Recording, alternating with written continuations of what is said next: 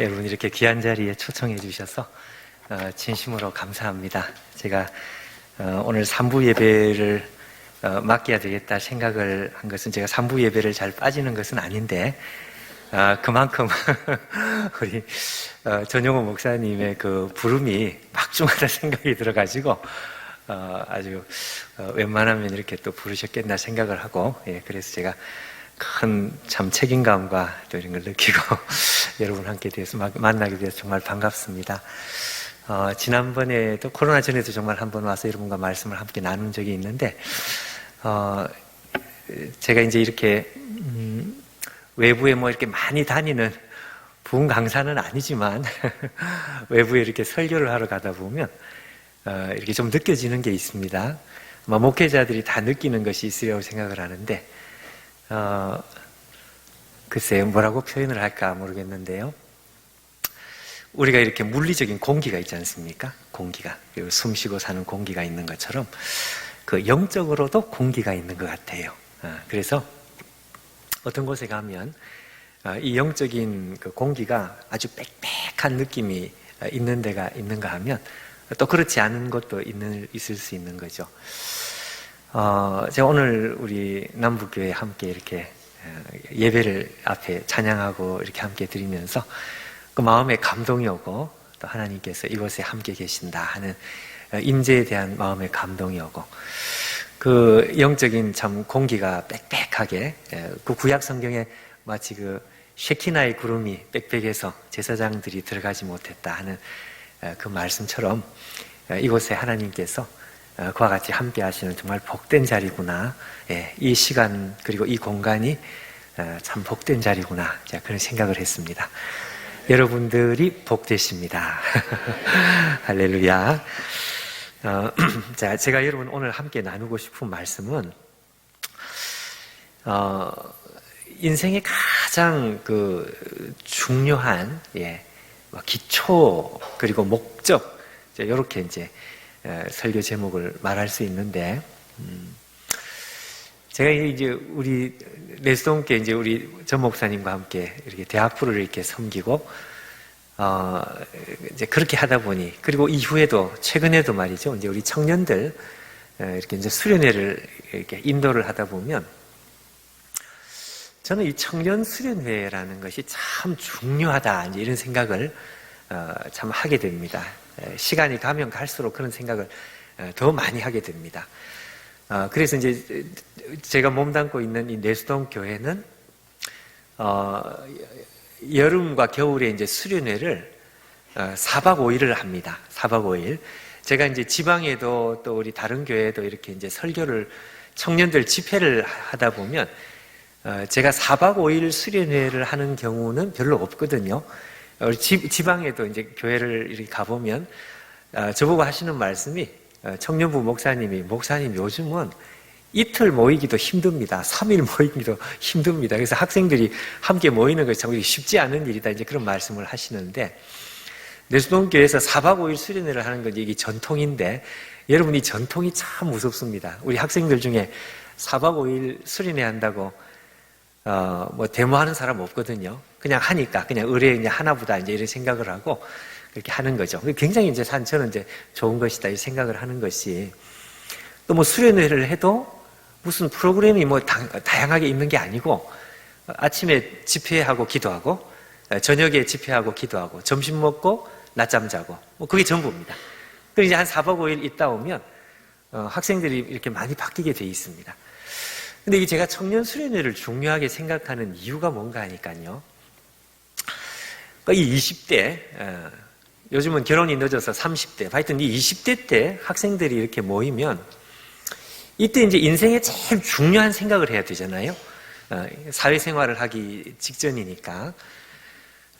제일 중요한 생각이라는 것은 다른 게 아니라 내가 이 땅에 왜 왔느냐. 나는 도대체 누구며 나는 이 땅에 뭘 위해 살아야 되는지. 여러분 사람들 중에 이런 생각을 안 하고 사는 사람은 없죠.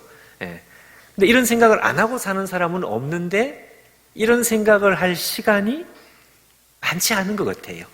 왜냐하면 직장 생활에 바쁘고 또 결혼을 하고 자녀 양육을 하고 이제 이러다 보면 가장 중요한 생각을 우리가 안 하고 시간이 그냥 이렇게 넘어가고 해서 인생이 그냥 이렇게 휙하니 지나가는 경우가 많다는 것이죠. 이제 청년 때는 이 생각을 할 수 있는 게 아니라 해야만 되는, 다른 어떤 생각보다도 가장 중요한 생각을 해야 되는, 그때가 이제 이 청년의 시기이기 때문에 청년의 시기에 수련회를 제가 인도를 한다든지 이렇게 할 때는 성경의 어떤 지엽적인 말씀을 전하기보다는 이런 말씀을 나누고 싶은 것입니다. 우리 청년들과 함께 하나님 말씀을 펼쳐놓고 우리의 인생이 도대체 목적이 뭐냐? 우리는 뭘 보면서 내가 오늘 하루를 숨쉬고 살아도 내가 살아있는 의미가 도대체 뭐냐? 정말 요즘 말로 하면 요즘 우리 청년들의 세상 사람들의 눈에 볼 때는 정말 영양가가 별로 없는, 별로 돈 안 되는 생각. 그렇지만 가장 중요한 생각이죠. 근데 이 생각을 우리가 청년 때 해야 된다는 것입니다. 자, 근데 여러분, 사실은 청년 때 해야 되는 생각이 아니라 한평생 해야 되는 생각이 아닐까요? 예. 우리 인생에 제일 중요한 생각이 이 생각이잖아요. 예. 우리가 뭐 잘 살든지 못 살든지 그게 문제가 아니라 내가 지금 왜 살아가는지, 뭘 향해서 달려가고 있는지. 저는 이제 연말이 되고 연초가 되고 이렇게 해서 송구영신 예배를 드릴 때에 좀 있으면 이제 우리 송구영신, 그때 제가 아주 단골로 늘 어쩌면 뭐 거의 비슷하게 이 주제의 말씀을 본문만 달리 했지 이렇게 자주 나눕니다. 그러니까 한 해를 보내고 한 해를 시작하는 이때쯤 되었을 때 우리가 그 생각을 하는 거죠. 우리 인생의 목적이 도대체 뭘까? 우리가 왜 사는 것일까? 자, 여러분, 나이에 상관없이 어쩌면 우리 인생이 정말 많이 살아서 앞으로 살 날이 얼마 안 남았다 할지라도 우리가 해야 될 생각이 이 생각 아니겠습니까? 내가 여태까지 어떻게 살았는지, 그러나 앞으로 남은 시간 동안, 아니 내가 오늘 하루를 살아도 내가 뭘 위해서 살아야 될까? 이런 생각을 하면서 살아야 되고, 한 해를 시작할 때 그 생각을 하자 이거죠. 그래서 사실은 매년이 아니고 사실은 여러분 매달이 아니라 사실은 매일매일 이 생각을 해도 이게 지나치지 않습니다. 매일 우리가 이 생각을 하면, 아니요, 매일이 아니라 정말 시시때때로 순간순간 내가 도대체 뭘 향해서 걸어가느냐, 내가 뭘 위해서 사느냐, 이 근본적인 생각, 누구나 할 수 있는 생각이지만 가장 중요한 이 생각, 이걸 이제 저는 정말 이 생각을 자주 하면서 살아도 지나친 것이 아니다, 그런 생각을 하는 것입니다. 그래서 오늘 우리가 함께 나누는 말씀의 주제도 바로 이 주제라고 할 수 있습니다. 여러분, 오늘 우리가 읽은 말씀을 보시면은요, 이스라엘이 대단히 위기에 있습니다. 그렇죠? 사울이 이제 왕이 되고 나서 얼마 되지 않은, 거의 사울이 이제 자기 능력을 사람들한테 이제 한번 보여주어야 할, 이제 좀, 뭐라고 할까요? 뭐 데뷔전 비슷하게, 이렇게 이제 사울이 왕이 된 지 얼마 있지 않아가지고 블레셋과 전쟁을 하는데, 근데 상황이 이스라엘에게는 너무 불리합니다. 블레셋은 지금 기세등등한데 이스라엘은 지금 싸우려고 하니까 다 두려워하고 있고, 오늘 성경에 뭐라고 되어 있는가 하니까 두려워서 떨었다고 되어 있습니다. 그리고 이스라엘 백성들이 흩어져서 이게 이제 이 이스라엘 군사들이 지금 두려워서 사방으로 이렇게 이제 흩어지고 있는, 이제 이런 상황이란 말씀이죠. 이스라엘이 이제 흩어지기 전에 좀 이렇게 제대로 한번 싸워라도 봐야 될 상황인데, 문제는 사무엘 선지자가 나타나지를 않습니다. 여러분, 오늘 내용은 결코 어려운 내용 아니죠. 사무엘이 와서, 이 선지자가 와서 하나님 앞에 제사를 드리고, 그리고 나서 이제 싸움을 이제 해야 되겠는데, 사무엘이 나타나지를 않으니까 사울이 이제 기다리고 있는 거죠. 자, 근데 여러분, 무려 7일을 기다립니다. 7일을. 이 7일은 짧은 시간이 아닌데, 이 사울 왕의 입장에서 보니까, 더 이상 기다려서는 안 되겠다 하는 생각이 이제 들고, 자기도 웬만하면 기다리겠는데, 지금 상황이 너무 위급하니까, 막 정 안 나타나니까 결국 어떻게 해? 사울이 자기가 그냥 제사를 집례를 해버리고 싸울 준비를 이제 하는 거죠. 제사가 끝났는데 오늘 성경의 10절에 뭐라고 되어 있는가 하면요, 번제 드리기를 마치자 사무엘이 온지라 이렇게 되어 있습니다. 여러분, 원래 성경에는 저 사이에 뭐라고 되어 있는가 하면 번제 드리기를 마치자, 원래 성경에는 보라라는 말이 있습니다. 영어의 behold, 보라라는 말이 있는 것은 마치 우리가 박수를 치는 것처럼, 좋아서 박수 치는 게 아니라 정말 도대체 이게 무슨 우연이냐 하는 생각을 할 때 여러분 우리가 정말 박수 치는 그런 거 있죠. 그래서 보라, 그때 마침 사무엘이 나타나는 것입니다. 자, 여러분, 사무엘이 나타나서 이 사울 왕에게 어떤 말을 하는가 하니까 책망을 하고 끝나는 정도가 아니고요. 책망을 하고 끝나는 게 아니라 폐위 선언을 해버립니다. 왕의 나라가 길지 못할 것이다. 여러분, 이 왕에게 있어서 폐위 선언이라고 하는 것은, 이것은 더 이상 극단적일 수 없을 정도로 이게 극단적인 처벌이 되는 거예요. 자, 여러분, 이 내용이 무슨 내용인지는 이제 우리가 이해가 되는데, 아무리 생각해도 이게 앞뒤가 조금 석연치 않은 부분이 좀 있는 것이죠. 내용은 알겠지만, 아니 그냥 책망을 하고 끝나면 되지 않을까? 잘못했다고 혼을 내든지 무슨 벌을 주든지 뭐 이렇게 하고 끝나면 될 것 같은데, 그게 아니라 그냥 폐위를 시켜버립니다. 쫓아내버리는 거죠. 여러분, 우리가 가만히 한번 생각을 해보면은요, 여러분이 인간적으로 편을 들고 싶으면 사울 편을 조금이라도 들어주고 싶은 생각이 조금은 없습니까? 조금은. 제가 사울이 잘했다는 것도 아니고 제가 사울 편을 들겠다는 것도 아닙니다. 자, 여러분, 왜 그런가 하니까요, 사울이 그냥 자기가 그냥 마음대로 해버린 게 아니라 자기도 나름대로 7일을 기다렸습니다. 그렇죠? 7일을 기다렸습니다. 사울이 이 사무엘을 만났을 때, 여러분, 사울 왕이 사무엘에게 자기가 이 제사를 드리게 된 것에 대해서 양해의 설명을 하고 있습니다. 설명을. 자, 여러분 생각해 보십시오. 사울이 이런 설명을 하는 이유가 도대체 뭘까요? 그렇죠. 여차여차해서 이렇게 했다는 설명을 하는 것은 자기가 잘했다는 것은 아니겠지만, 그렇다고 해서 이 설명을 하는 것은요, 내가 이런 설명을 하면 이게 어느 정도는 정상 참작이라는 것도 있지 않습니까?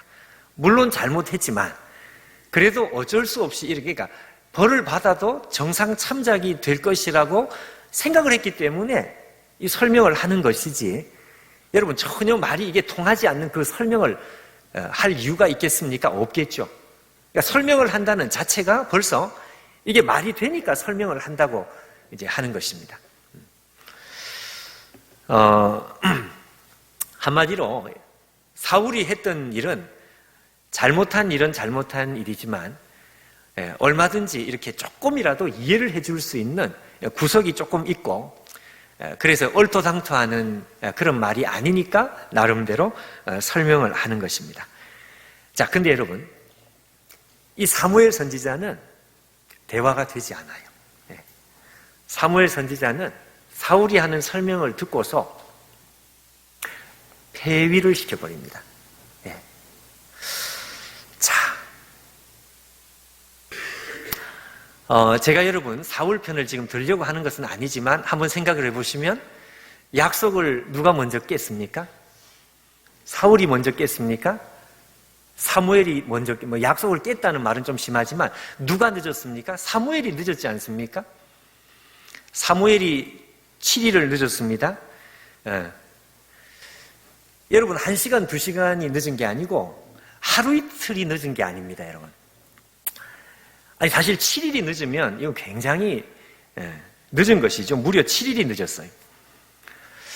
그리고 제가 성경을 아무리 읽어봐도 사무엘이 사과를 안 해요.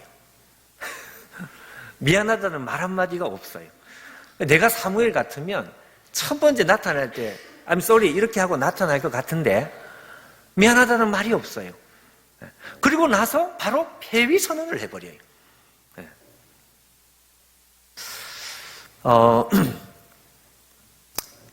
20년도 20년이 뭐야? 25년이 벌써 훨씬 더 됐는데 여러분도 이런 비슷한 경험이 혹시 없으신가요? 연애할 때 이렇게 상대방을 이제 약속을 하고 만나는데 저도 그런 경험이 있습니다.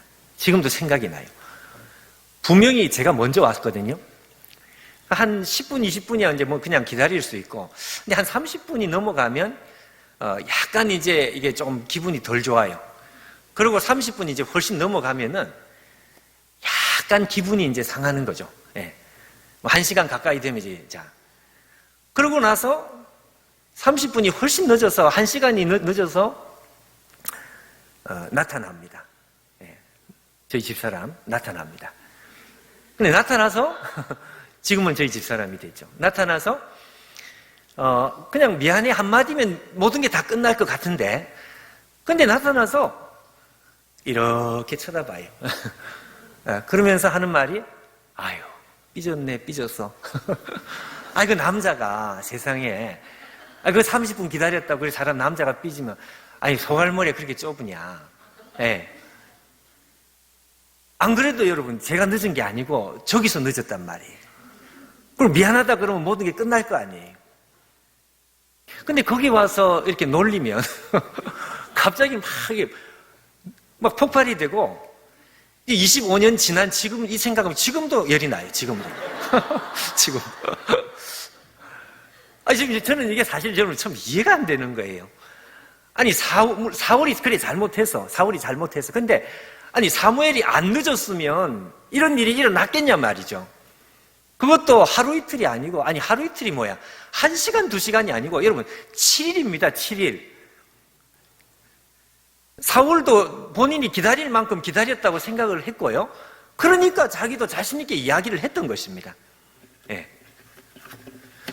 근데 세상에 나타나서 다른 말 한마디 하지 않고 그냥 폐위 선언을 해버려요. 예. 그냥 끝장을 그냥 선언을 해버립니다. 자, 여러분,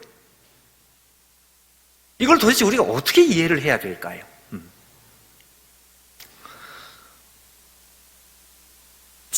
똑같은 질문이지만 이 질문을 바꾸면 이 7일이라는 시간, 기다린 이 7날 7일이라는 시간은 도대체 어떤 의미를 가진 시간일까요?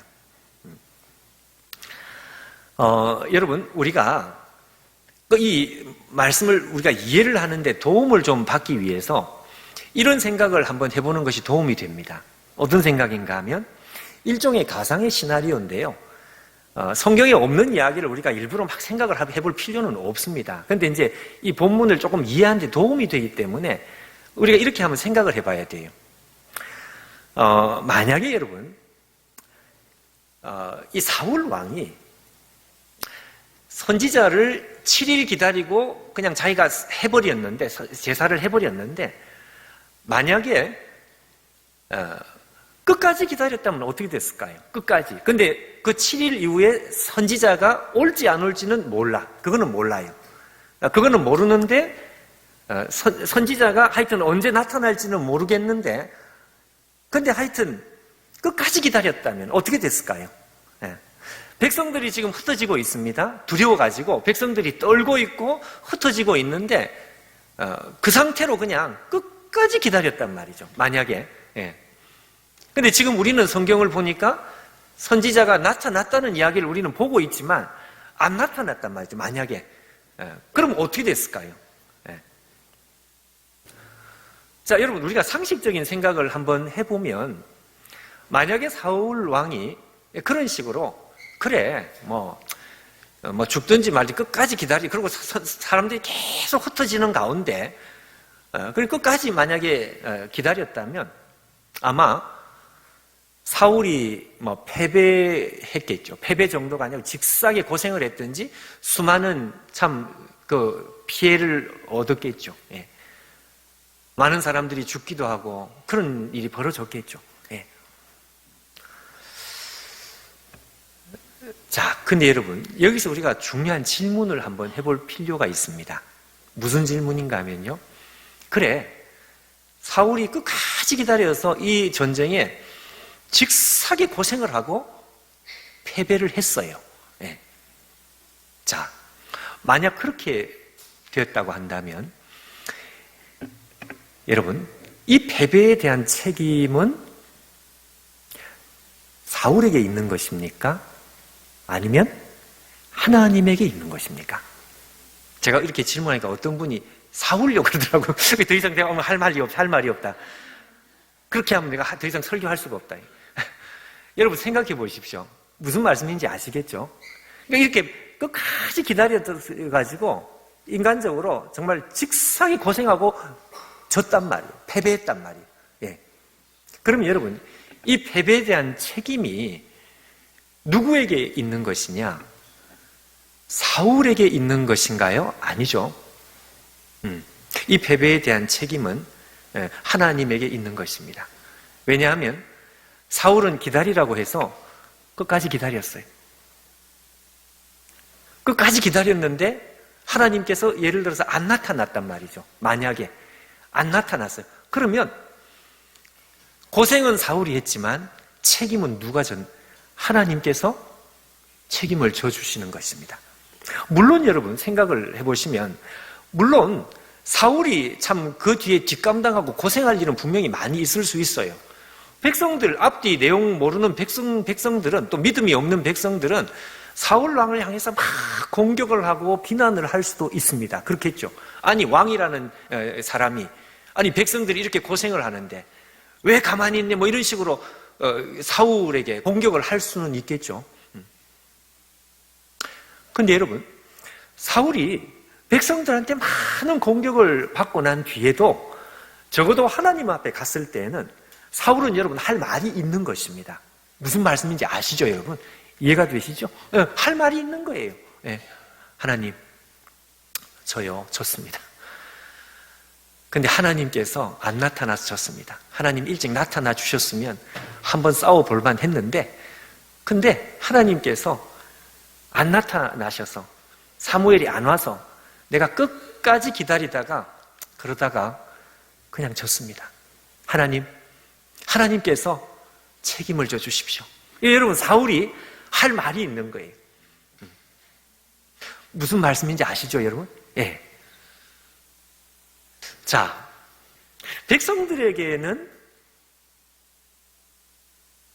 정말 얼굴을 들 수 없을 정도로 곤욕을 당하겠지만 적어도 하나님 앞에 갔을 때에는 사울이 그래도 하나님 앞에 자신 있게 할 말이 있는 것이다 이거죠. 있는 것이다. 자, 여러분 제가 왜 이런 이야기를 하는가 하니까요.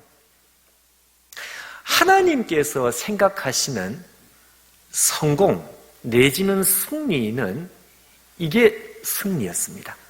여러분 오해하지 마십시오. 무조건 져야 된다 이런 말이 아니고 무조건 실패해야 된다, 무조건 패배를 해야 된다 그런 뜻이 아닙니다.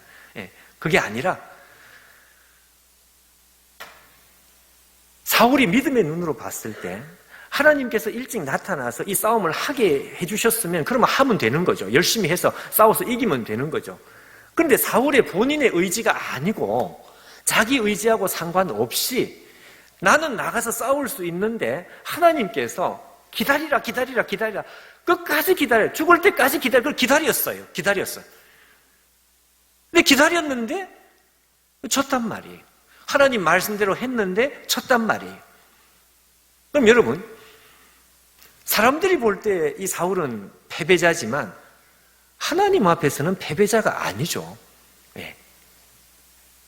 하나님 보실 때에는 이게 사울의 승리였습니다. 이게 사울의 성공이었습니다. 만약에 여러분 이 전쟁에 승산이 만약에 없었다면 그날 사울은 어쩌면 졌었어야 돼요. 아니, 제가 져야 된다는 말이 아니라 질 각오를 했었어야 돼요. 제가 높아심에서 다시 말씀드리지만 하나님 백성이 이 세상에서 무조건 못 살아야 되고 무조건 져야 되고 무조건 시험은 떨어져야 되고 그런 뜻이 전혀 아니죠. 그게 아니라 하나님께서 우리에게 기회를 주시면 여러분 최선을 다해서 가지면 되는 것입니다. 근데 안 주실 때에 하나님께서 나에게 주시지 않을 때에는 여러분 가지면 안 돼요. 그걸 가지면 어떻게 되는가 하니까 이게 성공이 되는 게 아니고 이게 실패가 되는 것입니다. 자, 여러분 사울을 한번 다시 보십시오. 사울은 한마디로 패배할 용기가 없었던 것입니다. 사울은 패배할 용기가 없었습니다. 왜 그럴까요? 왜 사울은 패배할 용기가 없었을까요? 그 이유가 있습니다.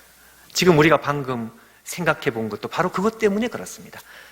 사울이 패배할 용기가 없었던 것은 하나님의 기준하고 사울이 가지고 있는 기준, 무슨 기준? 성공 기준. 성공 기준. 이 기준이 말이죠. 이게 달랐던 거예요. 달랐던 거예요. 사울이 가지고 있는 기준은 뭔가 하니까 무조건 이겨야 돼요. 내 앞에 있는 전쟁은 무조건 이겨야 되고요. 무조건 시험은 통과해야 되고 무조건 아파트는 사야 되고 무조건 하여튼 잘 돼야 돼요. 이게 사울이 가지고 있는 기준이었습니다. 근데 하나님의 기준은 좀 달랐단 말이죠. 하나님은 순종을 하면 눈에 보일 때 성공이든지 실패든지 그거하고 상관없이 순종을 하면 이게 성공. 순종을 하지 않으면 이게 실패. 여러분 사울과 하나님 사이에서는 기준이 여러분 달랐습니다. 기준이. 이게 참 문제입니다.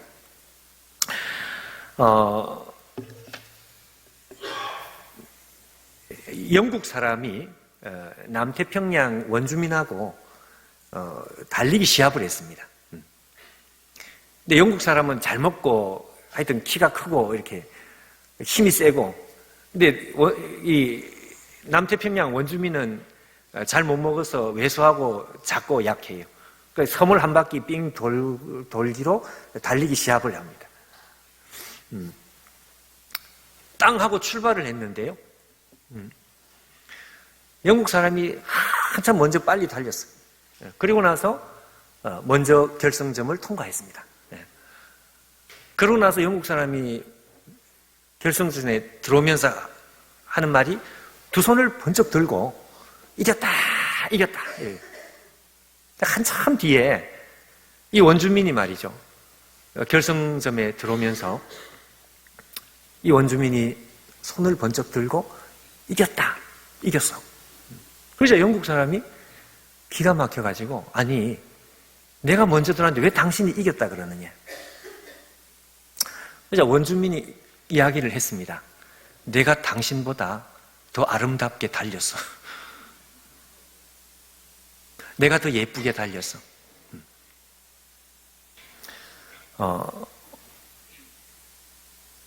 두 사람이 같이 뛰었는데 두 사람의 기준이 달랐던 거예요. 영국 사람은 빨리 달리면 이긴다고 생각. 그게 자기 기준입니다. 성공, 승리의 기준입니다. 근데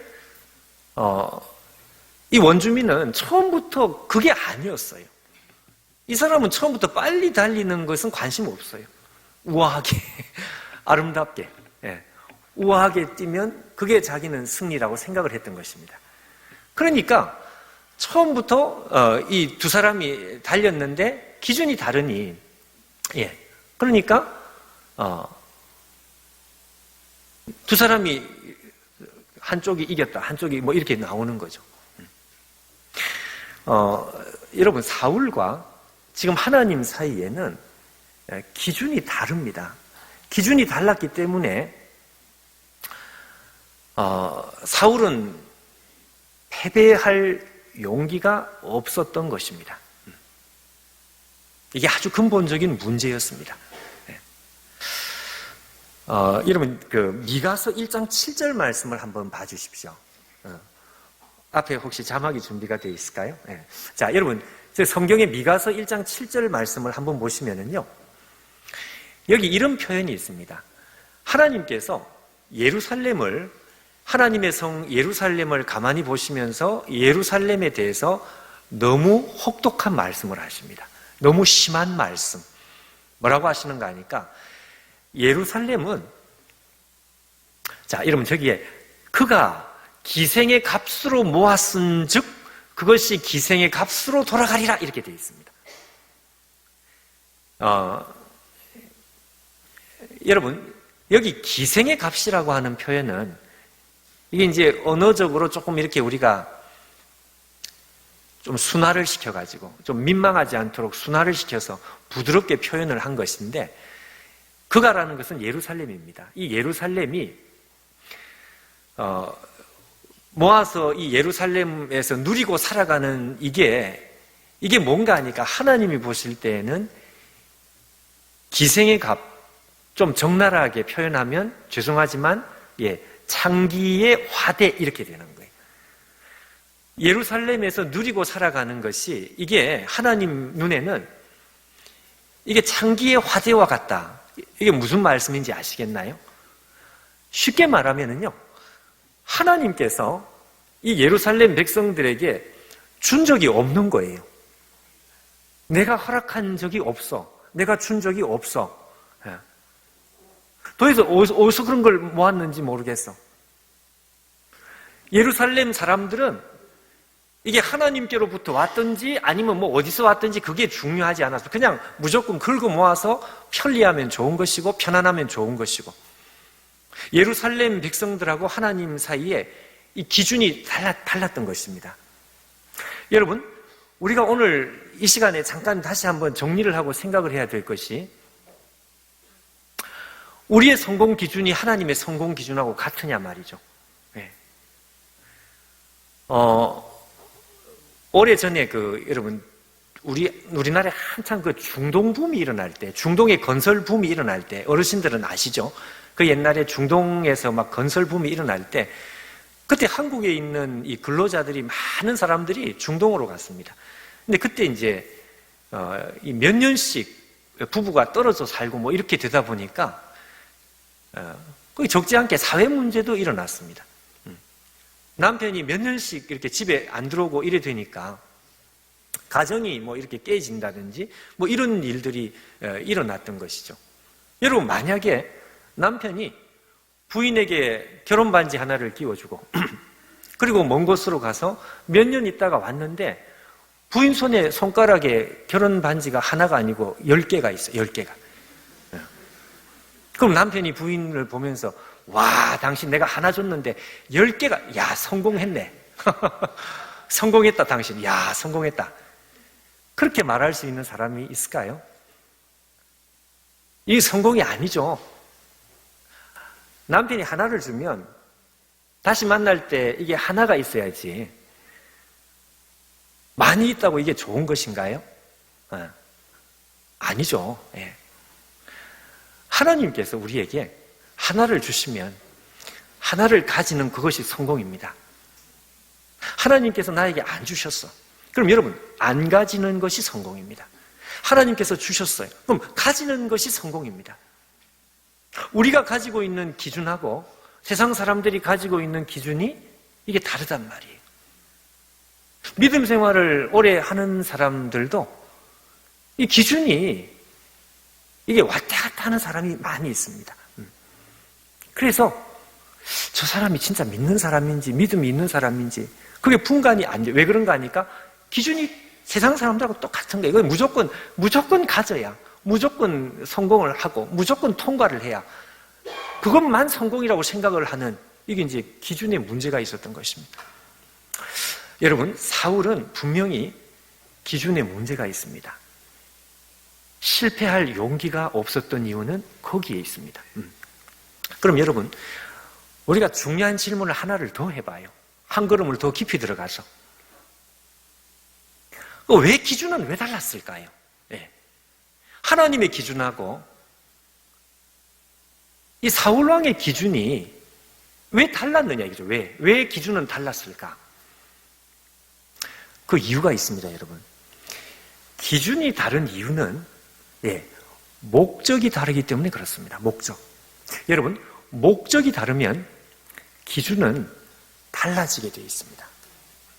아주 중요한 것입니다, 여러분. 내가 뭘 목적을 삼느냐, 내가 가지고 있는 목적이 도대체 뭐냐, 거기에 따라서 이게 기준이 또 달라지는 거예요. 무슨 이야기냐? 예를 하나 들어보겠습니다. 여러분, 오래전에 우리나라에 소개된 오래전에 나온 영화입니다. 천국의 아이들. 이게 이란 영화라 그래요. 이란 영화. 여러분, 저는 뭐 이란의 무슨 영화가 뭔지 잘 모릅니다. 근데 이 이란 영화가 아주 저예산으로 만든 영화가 전 세계적으로 이렇게 좀 히트를. 근데 그 내용은 아주 간단합니다. 그러니까 아마 이란 시골이겠죠. 이거 이란 아주 깡촌 시골에 초등학교 운동장에서 일어나는 이야기입니다. 이 남자 아이가 나오고요. 조그만한 남자 소년이 나오고 그 여동생이 나옵니다. 주인공이. 근데 찢어지게 가난한 아이들. 그래서 이 오빠와 여동생이 같이 살면서 문제는 운동화가 없는 거예요. 운동화. 그래서 아빠가 아침에 학교를 가서 운동화를 신고 갔다 오면은 오후에 이제 이 여동생이 그 운동화를 받아 신고 이제 또 학교를 갔다 오는. 여러분, 이 자리에서 젊으신 분들은 이게 무슨 말인지 모르겠지만, 제가 초등학교를 다닐 때도 오전반, 오후반이 있었습니다. 아시죠, 여러분? 예. 그 당시만 해도 초등학교 시설에 비해서 학생이 너무 많아가지고 오전반이 있고 오전반 끝나고 집에 오면 이제 오후반에 또 가는 거예요. 무슨 말인지 모르는 사람은 젊은 사람, 무슨 말인지 아는 사람은 저 연배가 있으신 분들. 예. 아마 그랬던 것 같아요. 그래서 오전에 오빠가 신발을 신고 학교에 가서 학교 끝나고 와서 그 신발을 바꿔 신고 이제 동생이 이제 학교를 가는 거죠. 근데 하루는요, 학교 앞에 프랜카드가 하나 붙었는데, 언제 달리기 시합, 달리기 대회를 한다는 거예요. 달리기 대회. 근데 달리기 대회가 문제가 아니라 1등 상품, 2등 상품, 3등 상품의 운동화 이렇게 된 거예요. 그래서 오빠가 저거다. 내가 저걸 받아야 되겠다. 그때부터 이 오빠가 꿈이 생겼습니다. 목표가 생겼어요. 목적이 생겼습니다. 그리고 학교를 오가면서 매 달리기 시합 연습을 하고 학교에서 하루 종일 연습을 하고 매일 뛰고 달리는 게 이제 일. 그러고 나서 자기 동생을 불러가지고, 야, 이 오빠가 달리기 시합에 나가가지고 반드시 운동화를 탈 거야. 3등을 하면 운동화를 주니까 이 오빠가 운동화를 타서 내가 너에게 운동화를 선물해 줄 거야. 예. 오빠도 꿈에 부풀고 동생도 꿈에 부풀었습니다. 시합이 당일이 됐는데요.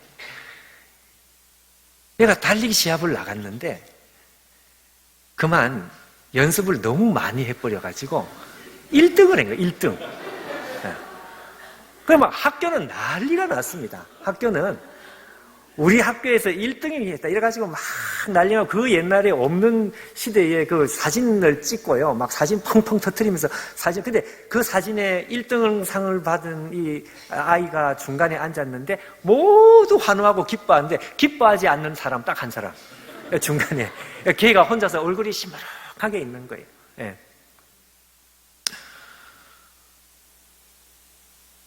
자기는 1등을 하면 안 돼요. 자기는 3등을 해야 돼. 그러고 나서 집에 와서 여동생이 기다리고 있는데 집에 와서 동생아 미안해. 이 오빠가 그만 1등을 해버렸어. 그랬더니 이 여동생이 그 말을 듣고 오빠 미워 이러면서 방으로 들어가 버렸어요. 네. 자, 여러분 보십시오. 목적이 다르면은요, 기준은 달라집니다. 목적이 처음부터 운동화.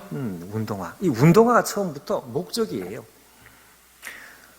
그러면 기준이 뭐냐? 좋은 것의 기준은 이 목적 때문에 3등을 해야 돼요. 만약에 처음부터 목적이 1등이었다고 한다면 그러면 그게 기준이 되겠죠. 그러나 그게 아니고 처음부터 운동화입니다. 오로지 운동화가 자기의 목적이었습니다. 자, 여러분, 사울의 기준과 하나님의 기준이 달랐다 그랬는데요.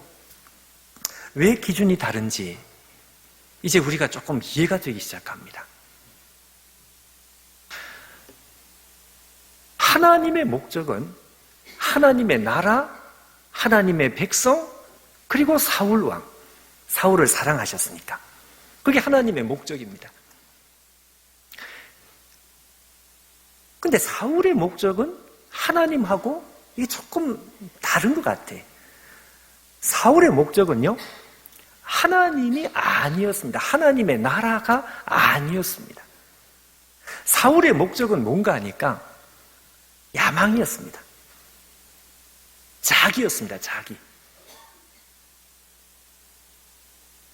목적이 다르니까 하나님과 사울이 같은 목적으로, 같은 하나님 나라의 목적과 서로를 사랑하는 목적으로 같이 이렇게 갔으면 그럼 문제는 없겠는데 목적이 다르니까요, 기준이 다른 거예요. 네. 자, 여러분, 사무엘이 나타나서 이런 반구 대꾸를 하지 않고 그 자리에서 폐위를 시키는 이유를 우리가 이제는 조금 알 것 같습니다. 그렇지 않습니까?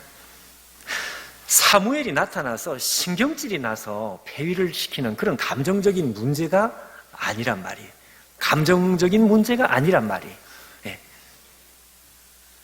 하나님께서 이 사울에게 보고 싶었던 것은 한 가지였습니다. 한 가지. 하나님께서 7일을 기다리게 만든 것도 한 가지 이유 때문에 그렇습니다. 사울왕, 사울아, 너의 목적이 뭐냐? 나는 너의 목적을 알아야겠어. 하나님께서 하루를 기다리고 이틀을 기다리고 7일을 기다리면서 사울이 자기의 목적이 무엇인지를 하나님 앞에 고백해 주기를 기다렸던 거예요. 근데 드디어 7일이 되었습니다. 사울이 하나님 앞에 자기 속 가장 밑바닥에 있는 그 목적을 결국은 말하고야 말았습니다. 사울의 목적은 하나님이 아니었습니다. 하나님은 그럼 뭐냐? 하나님은 나를, 내 목적을 도와주시는 헬퍼, 내 목적은 따로 있고, 하나님은 사울의 목적이 아니고요, 하나님 목적이 아니라 다른 목적, 자기입니다. 자기의 야망입니다. 사울 왕이라고 하는 그냥 자기가 자기의 목적이에요. 그리고 하나님은 뭔가 하니까 하나님은 자기의 목적을 도와주시는 분. 그걸 하나님 앞에 고백하고야 말았던 것입니다. 경상도 말로 하마 그런 말이 있는데, 하마 이야기를 할까 아무리 기다려도 결국 사울은 자기 밑바닥에 있는 게 나오고야 말았어요. 여러분, 구약 성경에 아모스라는 성경이 있는 아모스 3장 3절 말씀을 한번 보여주실까요? 자, 짧은 말씀입니다. 여러분, 저기 보면 이런 말씀이 있습니다. 두 사람이 뜻이 같지 않은데 어떻게 동행할 수 있겠느냐? 여러분, 굉장히 단순한 말씀, 그리고 너무 당연한 말씀이죠. 저기 뜻이 같지 않다는 건 뭔가 하니까 목적이 같지 않다, 그 말입니다. 두 사람이 목적이 다른데 어떻게 동행할 수 있겠느냐? 당연한 이야기죠. 두 사람이 길을 가는데 한 사람은 서울 가야 되고 한 사람은 부산 가야 되는데 두 사람이 동행할 수 있습니까? 없습니다. 목적지가 다르면 두 사람은 동행을 하고 싶어도 할 수가 없는 거예요. 그렇죠? 여러분, 저 아모스 성경 저 말씀은 이게 짧은 말씀인데 이게 이스라엘 역사를 제가 볼 때는 관통하는 말씀입니다. 아모스 선지자가 이 활동하던 시대, 여로보암 2세죠. 이 아모스 선지자의 시대가 끝이 나고 이스라엘은 수직 낙하를 해버리, 절벽으로 떨어져서 북쪽 이스라엘은 멸망으로 달려갑니다. 곤두박질 칩니다. 하나님께서 아모스에게 주시는 메시지로 마지막 기회를 주시는데, 그때 하나님께서 이스라엘 백성들에게 하시는 말씀이 뭔가 하니까, 두 사람이 목적이 다른데 어떻게 동행할 수 있는, 저 한 사람은 하나님이고요, 또 한 사람은 이스라엘입니다. 북이스라엘입니다. 북이스라엘이 이제 얼마 있지 않으면 멸망을 하는데, 북이스라엘은 왜 멸망을 해야 되겠느냐? 이유는 간단합니다. 멸망을 하는 이유는 목적이 다르니까. 하나님과 이스라엘의 목적이 다르니까. 북쪽 이스라엘이 우리도 한번 잘 살게 해주시면 내가 믿음대로 살 수 있다. 이스라엘 백성들이 가지고 있는 꿈에도 로망입니다. 로망. 하나님께서 여로보암 2세 때 북쪽 이스라엘을 때 아닌 부강을 주시죠. 때 아닌 부강. 여로보암 2세 때 아주 가장 부강하게. 그런데 뚜껑을 열어봤더니 아니나 다를까? 아니었습니다. 아니었어요. 예. 부강을 주었는데도 이스라엘 백성들은 그 중심이 아니었어요. 예. 그래서 하나님께서 하시는 말씀이, 두 사람이 목적지가 다른데 어떻게 동행하겠느냐? 이스라엘이 멸망을 한 이유는 다른 게 아니고 하나님과 목적지가 달랐습니다. 여러분, 이 사무엘 선지자가 나타나서 신경질이 나서 홧김에 폐위를 시키는 이런 문제가 아닙니다, 여러분. 그게 아니고 사울의 목적지하고 하나님의 목적지가 다른 거예요. 다르니까 무슨 신경질을 내든 안 내든 이거하고 아무 상관없이 당신의 나라가 길지 못할 것이다. 당신은 이스라엘의 왕이 될 수가 없어. 왜? 하나님과 당신은 함께 동행할 수가 없어. 네. 하나님께서 사울에게 하시는 말씀이, 사울아, 안타깝지만 헤어져야 되겠다. 너와 내가 목적지가 다른데 어떻게 같이 갈 수 있겠느냐?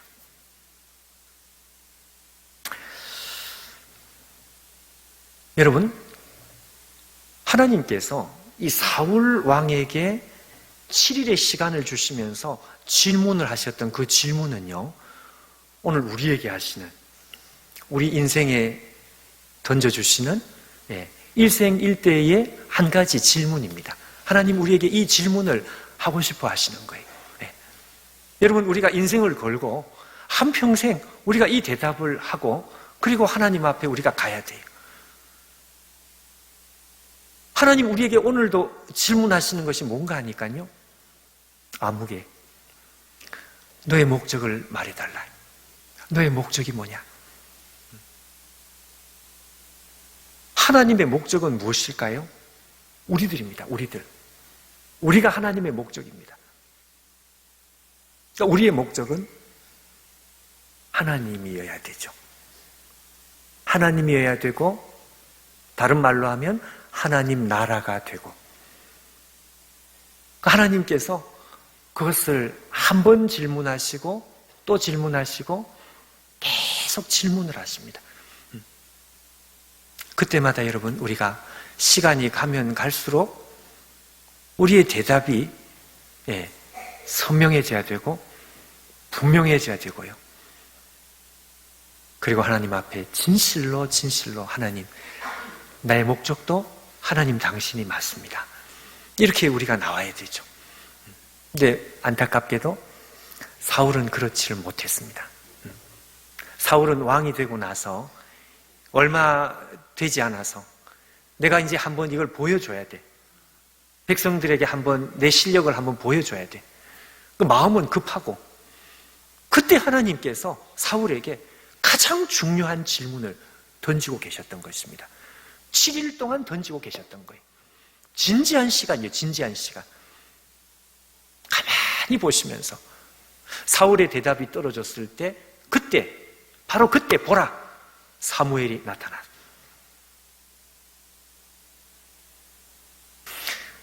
사실 저는 여러분 이 말씀을 생각을 하면 두렵습니다. 여러분 두렵지 않는 사람이 있을까요? 우리가 하나님을 사랑하며 하나님 나라가 내 모든 것이라고 생각을 하면서 우리가 믿음 생활을 하지만 그러나 여러분 우리 속에는 다른 욕심이 사실은 얼마나 많습니까? 예. 근데 하나님 앞에 매일 이 대답을 하면서 우리가 사는 거죠. 예.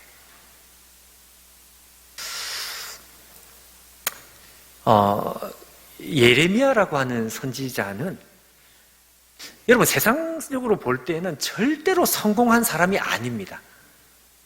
예레미야는 제가 알기로 20살도 되지 못하는 아주 어린 나이에 선지자로 부름을 받았는데 그가 받았던 사명이 너무 어려워, 너무 기가 막혀요. 낭떠러지로 절벽으로 떨어지는 하나님의 백성들을 붙드는 것입니다. 그 어린 나이에 부름을 받아서 한평생 고생을 했습니다.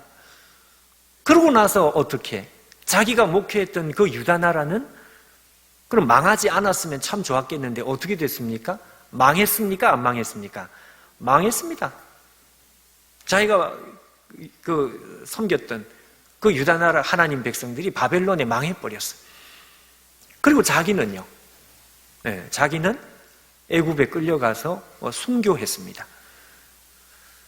그러면 세상 사람들이 볼 때 참 저 예레미야의 인생은 정말 딱한 인생이죠. 근데 예레미야는 그렇게 말을 하지 않습니다. 나는 이 세상에서 제일 비참한 인생이다. 그렇게 말을 하지 않습니다.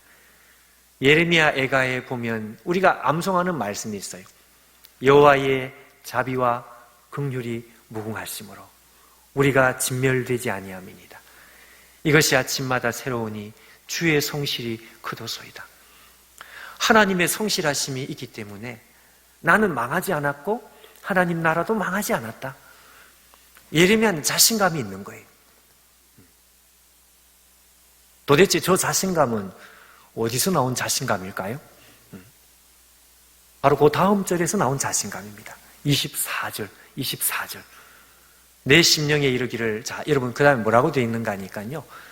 여호와는 나의 기업이시니. 저겁니다, 저거. 기업이라는 것은 재산이라는 말이고 재산이라는 것은 전부라는 말입니다. 처음부터 그가 사역의 부르심을 받았을 그때부터 한평생 예레미야는 그의 목적이 흐려진 적이 없습니다. 내 재산은 하나님 당신이십니다. 나는 하나님께 순종하며 살았습니다. 끝까지 나는 하나님을 배반한 적이 없습니다.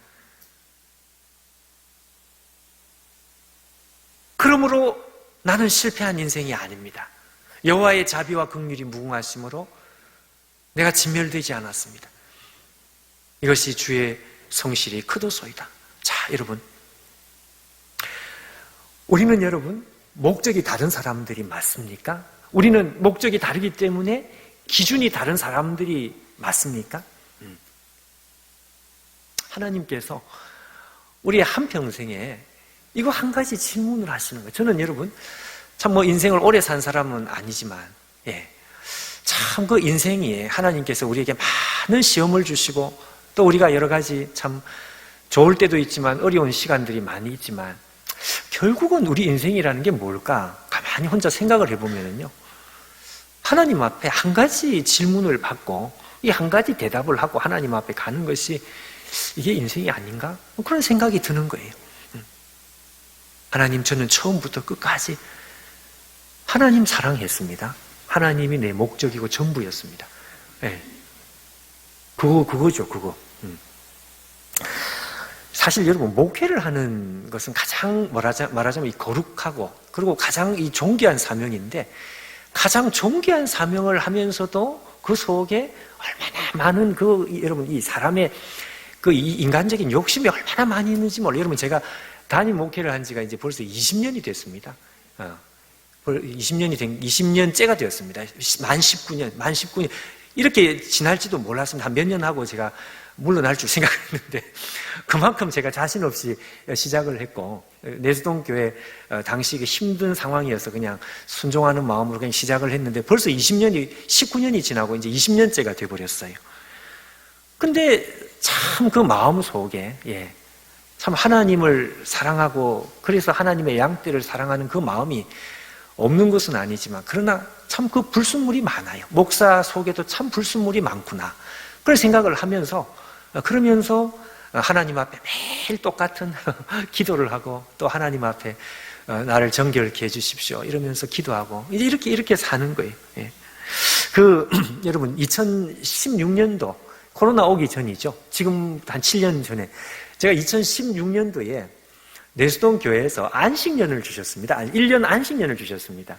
제가 안식년을 달라고 부탁을 한 게 아니라 아마 우리 장로님들이 보시면서 뭐 너무 비실비실해 보였는지 그냥 이렇게 그냥 조금 쉬고 하시는 게 어떻느냐. 그래서 나는 쉴 생각이 별로 없습니다.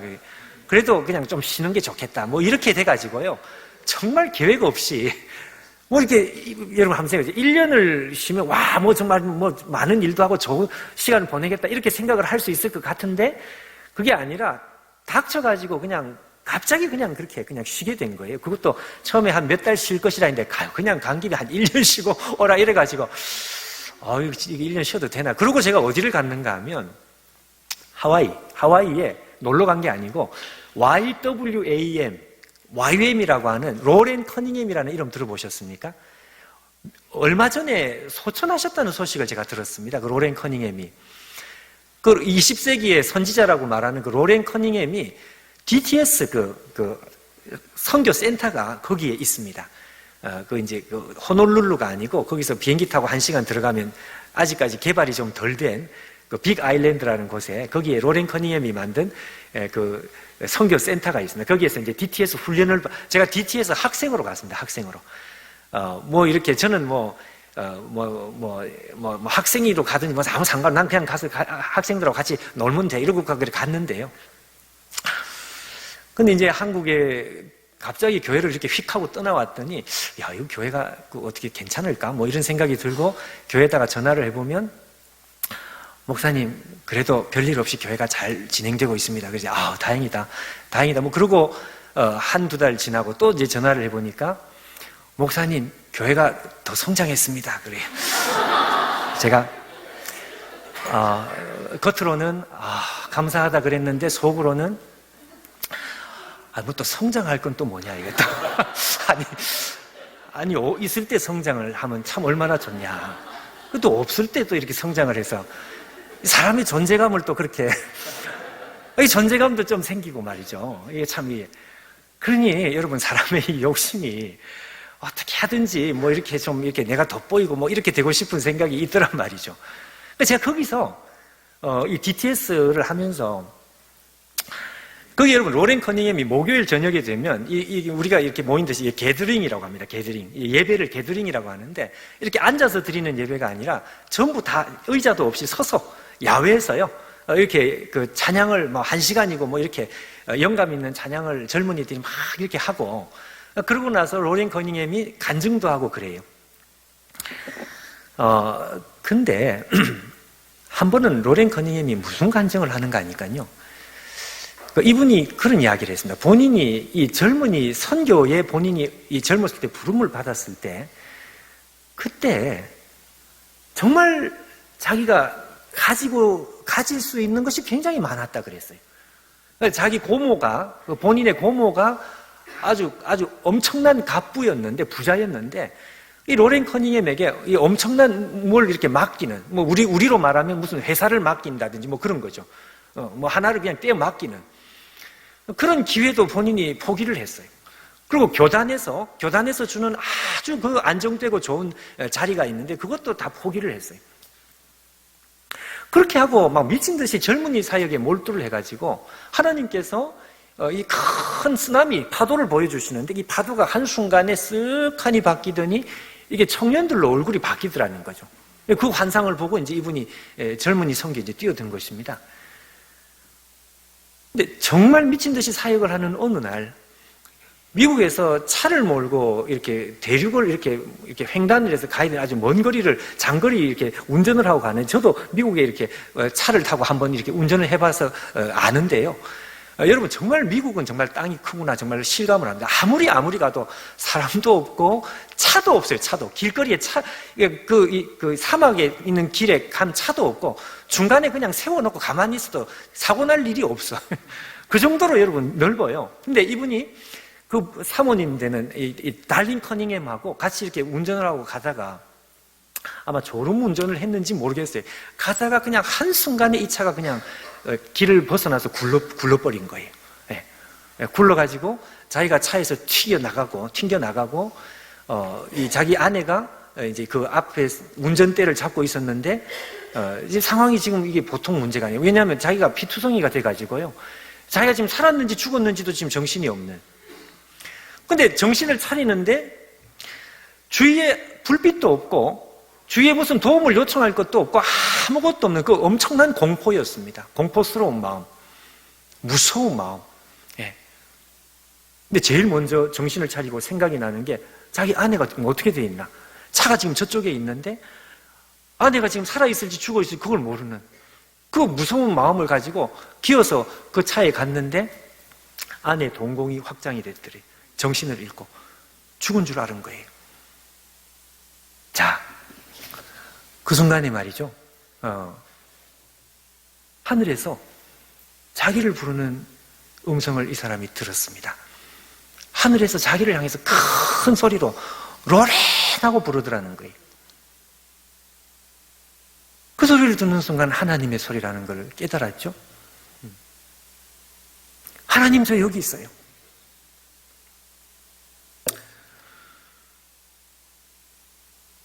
근데 하나님께서 여러분 첫 마디가 뭔가 하니까요. 아니, 우리 같으면 그 뭐 괜찮냐, are you okay 뭐 이렇게 물어야 될 것 같은데 그런 질문을 안 하시고 첫 마디가 뭔가 하니까 나를 사랑하느냐 이렇게 물었어요. 네. 당황했습니다. 로렌이 이 이야기를 하면서 이 80이 넘은 노인이 막 울어요. 네. 그 간증을 한 번, 두 번 한 것도 아닐 텐데 그렇게 울면서 간증을 하셨어요. 나를 사랑하느냐. 하나님께서 그러니까 이 상황에도 네가 나를 사랑하느냐. 네. 그렇게 물으시는 거예요. 그래서 로렌 커닝햄이 하나님 앞에 하나님을 사랑하고 나는 하나님만 섬깁니다. 그리고 지금 가만히 생각해 보니까 지금 자기에게 결국 남은 거는 아무것도 없어. 아내가 벌써 죽었다고 생각을 했으니까 지금 자기 목숨이 살아남아 있으니 하나님, 내가 이 목숨밖에 없는데 이걸 가지고 가시기를 원하시면 지금 가져가셔도 좋습니다. 이게 이제 로렌이 기도였습니다. 그러자 하나님께서 네 아내를 위해서 기도해라. 그리고 기도를 했고 그 기도가 있은 지 얼마 후에 느닷없이 도움의 손길이 갑자기 와가지고 아내가 기적적으로 살아났다 그랬어요. 여러분, 하나님께서 우리에게 우리 인생에 뭐 많은 것을 질문하고 싶어 하시는 것 같지 않습니다. 한 가지를 물어보고 싶은 거죠. 네 인생의 목적이 도대체 뭐냐? 너는 뭘 위해서 살며 너가 제일 중요하게 생각하는 것은 뭐냐? 네가 다 없어져도 한 가지 너가 붙들 수 있는 그 가치는 도대체 뭐냐? 이걸 하나님께서 우리에게 시시때때로 물어보시는 거예요. 제가 로렌 커닝햄 이야기가 나와서 제가 한 가지만 더 이렇게 이분 관련해서 이분의 간증을 한번 나누어 보고 싶은 게 하나가 있는 것이요. 제가 이분의 그 울면서 하는 간증을 들으면서 참 감동을 받았습니다. 그러고 나서 야, 이분이 도대체 어떤 인생을 살았나 제가 멀리서 이렇게 보면서, 근데 이분이 어떤 이야기를 한번 하시는가 하니까요. 본인이 그때가 72년도입니다. 72년도. 독일의 그 미네에서 미넨 올림픽이 여러분, 이 1972년 미넨 올림픽은 굉장히 유명한 올림픽. 왜 그런가 하니까 그때 엄청난 이스라엘 테러가 있었던, 아마 여러분 기억하시는 분이, 이 미넨의 올림픽에 젊은이들을 동원해가지고 선교를 해야 되겠다. 이게 이제 이분이 젊은 시절에 가졌던 꿈이었다 그래요.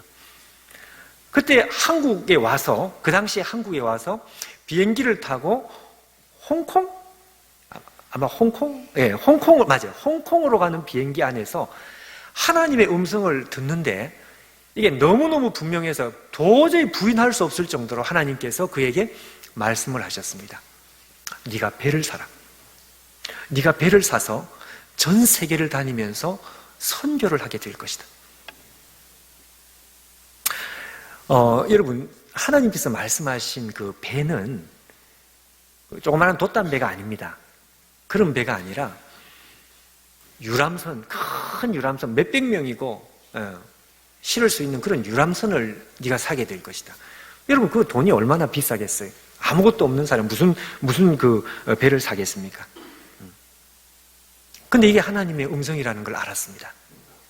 자, 그러고 나서 그 뒤로 일어나는 그 기적 같은 일들이, 참 믿을 수 없는 일들이 일어나기 시작하는데, 뉴질랜드에서 마오리라고 하는 이름을 가진 선박이, 이게 유람선 같이 길이가 137m, 920명이 함께 잠을 잘 수 있는 120톤 화물을 실을 수 있는, 그 옛날에 이게 얼마로 나왔죠?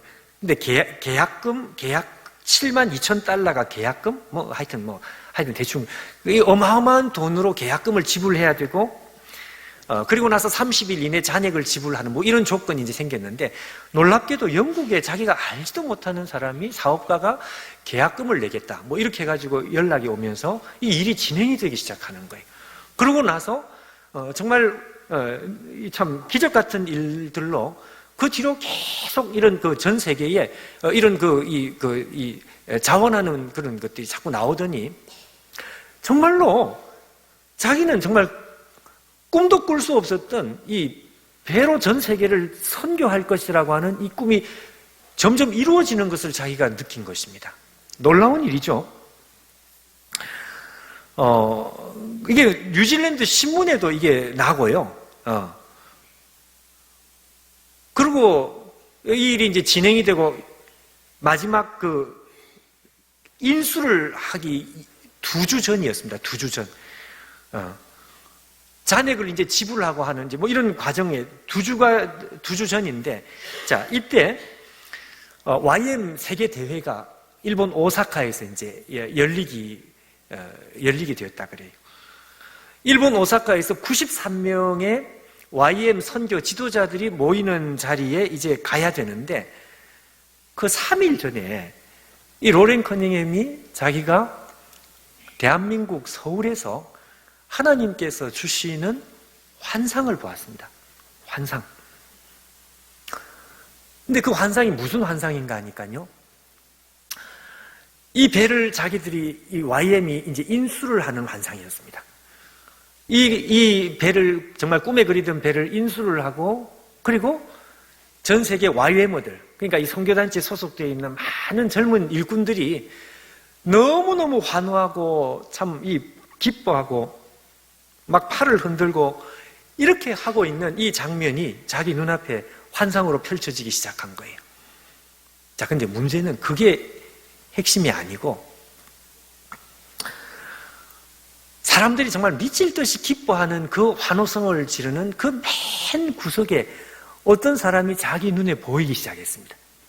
그게 핵심이었습니다. 그 환상의 핵심은 거기에 있었습니다.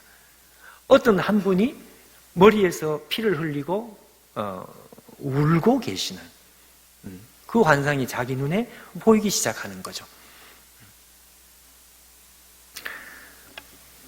이게 도대체 뭘까? 그걸 딱 보는 순간 이 로렌 커닝햄이 정확하게 직감을 했습니다. 이게 뭘 말씀하는지를 한순간에 다 알게 되었습니다. 피를 흘리고 한 구석에서 울고 있는 그분은 예수님이었습니다. 너무 힘이 빠지고 소름이 끼쳤다 그래요. 그러고 나서 이 로렌 커닝햄이 깨달았어요. 이 배가 하나님이 되어 있었어요. 이 배가 하나님이었어요.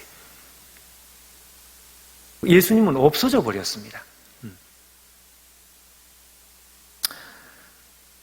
그러고 나서 로렌 커닝햄이 그 바닥에 주저앉아서 회개를 했다 그래요. 하나님, 저는 이 배를 가질 자격이 없습니다. 하나님께서 영광을 받으셔야 되는데 로렌 커닝햄의 그 표현을 제가 그대로 옮기면 금속 덩어리에게 내가 모든 영광을 다 바쳐버렸습니다. 그리고 한참을 울었습니다. 그리고 나서 로렌 커닝햄이 YM 지도자들이 모인 오사카로 가서 그 오사카에서 자기가 3일 전 서울에서 봤던 그 환상을 자기가 이야기를 해준 것입니다. 내가 사실 3일 전에 이런 환상을 봤다. 근데 여러분, 그 YM 선교사님들이 참 그 훌륭하다는 생각이 드는 것이요. 그 로렌 커닝햄의 이야기를 듣고 모인 사람들이 회의를 하지 않고 6일 동안 회개만 했다 그랬어요. 회개. 예. 회개를 하는데 6일 동안 계속 회개를 했습니다. 그들이 했던 회개의 내용이 무슨 회개를 했느냐? 우리가 가장 믿음 좋은 선교단체다. 이런 생각을 자기들이 했다 이거죠. 이게 자부심, 헛된 자부심, 교만함. 이게 그냥 자기들 속에서 쏟아져 나가는데, 근데 이게 쏟아져 나가면서 육신의 몸이 정말 메스꺼울 정도로 이게 그냥 그렇게 느껴지더라는 것입니다. 그리고 회개를 한 지 7일째가 되는 해, 놀랍게도 함께 모여있는 그 선교단체 그 회개하는 현장에 7일째가 되는 때 예수님께서 쓱하니 들어오시는 것을 함께 느꼈다 그랬어요. 그리고 나서 감사했습니다. 그리고 나서 결국 배를 얻지를 못했습니다. 포기를 해버렸어요. 배를 얻어야 성공한 것이 아니었습니다. 배를 얻지 못했습니다. 그리고 시간이 지난 뒤에 하나님께서 다른 방식으로 결국은 배를 주시기는 주셨어요. 네, 여러분, 그 일을 통해서 이 선교단체가 정말 하나님 앞에 감사했다 그랬습니다. 감사. 배는 얻지 못했지만 우리가 하나님을 얻었다. 그리스도를 얻었다. 내가 도둑 맞을 뻔했던 우리의 인생을 다시 도로 찾았다. 내 인생이 홀라당 날아갈 뻔했었는데 근데 내 인생을 다시 도로 찾았다. 그런 생각을 했다는 거죠. 여러분, 성공이 도대체 뭐가 성공입니까? 그 배를 얻고 예수님을 잃어버리는 것이 성공입니까? 아니죠. 예. 예수님을 얻고 그 배를 잃어버리는 것이 성공이죠. 또 그렇게 이야기하면 꼭 예수님도 없고 배도 없고 이렇게 뭐 그렇게 돼도 성공일 수 있겠지만, 그러나 여러분, 중요한 것은 예수님을 하여튼 얻어야 되고 우리 인생을 얻어야 되고요. 우리 인생을 도둑 맞아서는 안 되고. 참 제가 사역을 하면서 정말 교회에서 정말 그렇게 신실하다고 생각했던 그 형제. 예. 아니, 세상에 한순간에 그냥 믿음이 박살이 나는데, 제가 나중에 보니까 결국은 이건 돈 문제였습니다. 돈 문제. 제가 아주 매섭게 이야기를 했습니다. 인생을 통째로 다 잃어버리겠느냐.